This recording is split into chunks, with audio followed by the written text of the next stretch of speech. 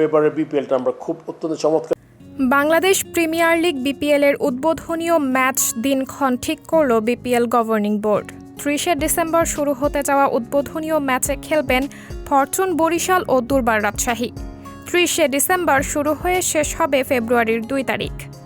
এবারের বিপিএলে অংশগ্রহণ করবেন মোট 7টি দল।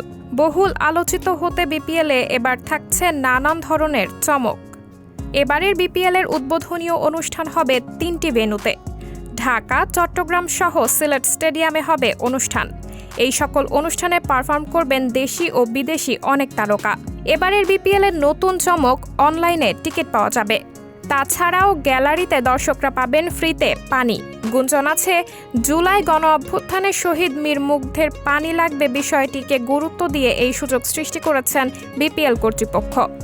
তবে এবারের বিপিএলে সবচেয়ে বেশি আলোচনায় ছিল কুমিল্লা ভিক্টোরিয়ান্স দল না থাকায়।